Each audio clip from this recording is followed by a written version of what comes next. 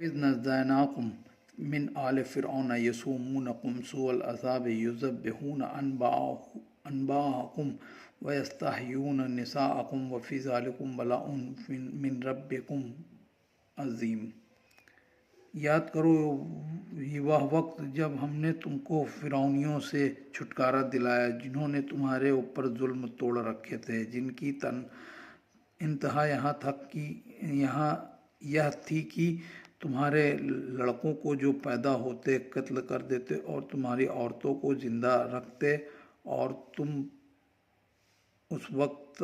غم اور ذلت کی کیسی آزمائش سے گزر رہے تھے کہ بیٹے کو تو مار ڈالتے اور بیٹیوں کو چھوڑ دیتے تھے کہ ان سے خدمت لیں اور اپنے حرام میں داخل کریں۔ وَإِذْ فَرَّقْنَا بِكُمُ الْبَحْرَ فَأَنْجَيْنَاكُمْ وَأَغْرَقْنَا آلَ فِرْعَوْنَ وَأَنْتُمْ تَنظُرُونَ۔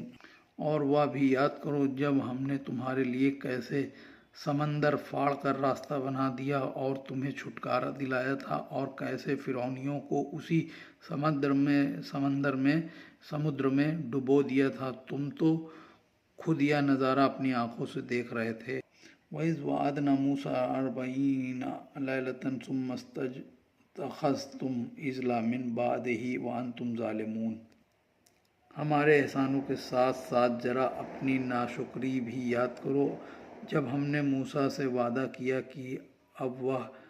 وہ 40 روز ہمارے لیے وقف کریں، ہم انہیں پورا نظام شریعت اور دستور زندگی عطا کریں گے، اور اس وعدے کو پورا کرنے کے لیے طور پہاڑ پر گئے تو تم نے ان کی واپسی کا انتظار نہیں کیا اور ایک گوشالہ دھات کے بچڑے کو اپنا معبود بنا لیا۔ ذرا سوچو کہ یہ تمہارا کتنا بڑا ظلم تھا۔ ثم عفونا عنکم من بعد ذلک لعلکم تشکرون۔ پھر اس کے بعد بھی ہم نے تمہیں معاف کر دیا تاکہ تم اب تو احسان مان لو۔ وَإِذْ آتَيْنَا مُوسَى الْكِتَابَ وَالْفُرْقَانَ لَعَلَّكُمْ تَهْتَدُونَ۔ اور ہمارا یہ احسان بھی یاد کرو کہ تمہاری اس بڑی غلطی کے بعد بھی تمہاری ہدایت کے لیے ہم نے موسیٰ کو حق و باطل، صحیح اور غلط کے بیچ فرق پیدا کرنے والے معجزات اور کتاب توریت عطا فرمائی تاکہ تم ہدایت پالو۔ وَإِذْ قَالَ مُوسَىٰ لِقَوْمِهِ يَا قَوْمِ إِنَّكُمْ ظَلَمْتُمْ أَنفُسَكُمْ بِاتِّخَاذِكُمُ الْعِجْلَ فَتُوبُوا إِلَىٰ بَارِئِكُمْ فَاقْتُلُوا أَنفُسَكُمْ ذَٰلِكُمْ خَيْرٌ لَكُمْ عِندَ بَارِئِكُمْ فَتَابَ عَلَيْكُمْ إِنَّهُ هُوَ التَّوَّابُ الرَّحِيمُ۔ اور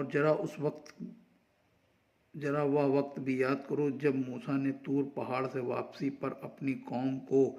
گوشالہ کی پوجا کرتے دیکھا تو کہا کہ اے میری قوم، تم لوگوں نے بچڑے کو معبود بنا کر اپنے اوپر بڑا ظلم کیا ہے، لہٰذا پہلے تو تم اپنے پیدا کرنے والے سے توبہ کرو، پھر اپنے میں سے ان لوگوں کو جو ان میں شامل ہوئے ہیں موت کی سزا۔ اللہ کی نظر میں یہ طریقہ تمہارے لیے بہتر ہوگا۔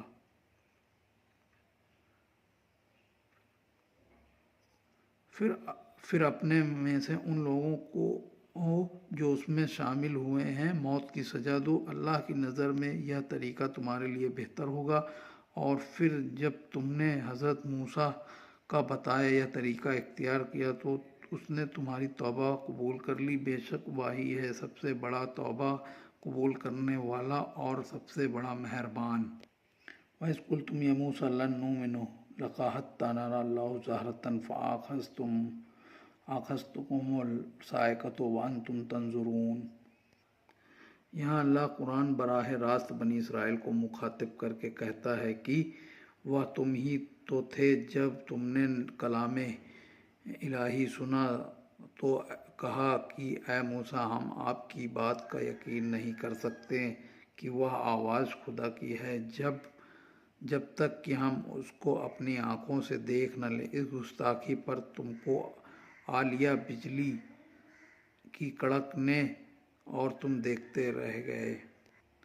ثم بعثناکم من بعد موتکم لعلکم تذکرون، اس کڑک سے تم پر موت طاری ہو گئی تھی، پھر اٹھا کھڑا کیا ہم نے تم کو تمہارے مر جانے کے بعد کی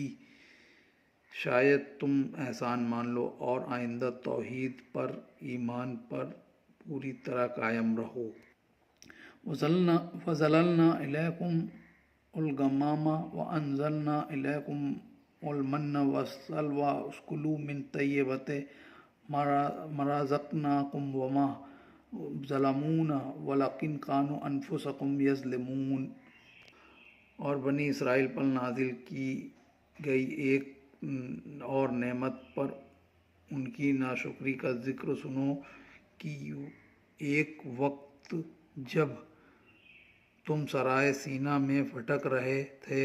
اور وہاں دھوپ کی تپش سے بچنے کے لیے کوئی سائبان یا پیڑ نہیں تھا، ہم نے ایک لطیف ترین بادل کو تم پر سایہ کرنے کے لیے لگا دیا اور اس صحرا میں تمہارے لیے غیب سے